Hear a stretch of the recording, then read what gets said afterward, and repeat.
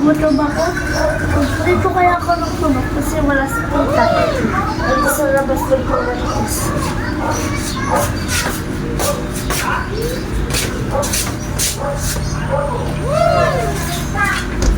Ito mga kawander, dalawa to tag-isa ka na ni tita. Nabuksan natin yung hanggang.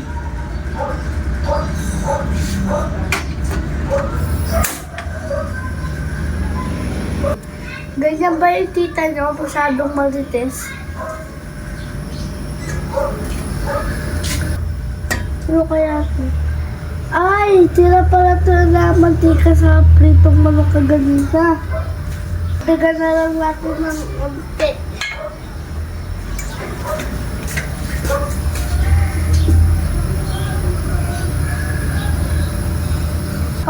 Ayan mga kawander, painitin muna natin yung mantika. Ay nako, buti na lang tinuruan ako ni tita magprito ng manok para pag nagutom ako, magluluto na lang ng manok. Ayan mga kawander, ituturo ko sa inyo kung saan sila tita. Mga kawander, si tita nagmamarites.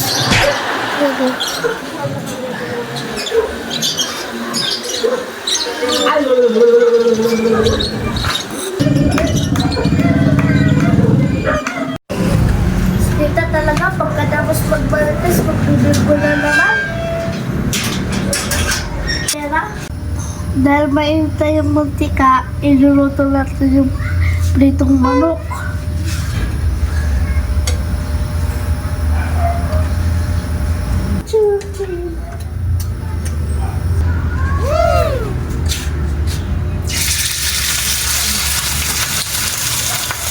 Ng ulam.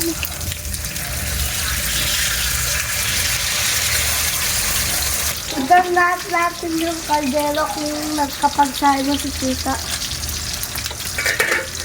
Buti na lang nagsahin si tita bago magbalites. Kahit naku, buti na lang marunong magluto. Kasi si tita, balites ng balites sa labas.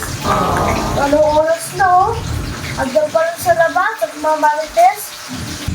Bata, magpaturo na kayo sa mama nyo magluto para pag wala siya, marunong kayo magluto. Hindi kayo magugutuman. Marunong na ako maglaba, marunong na ako magbanlaw, marunong na ako magluto, marunong na ako magsain, marunong na ako maglinis. Kaya babalitan na natin sa malapit na tayo kakain. Wow!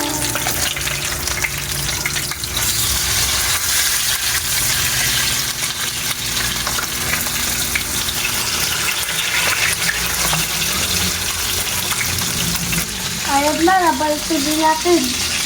O sige lang, kakain na tayo.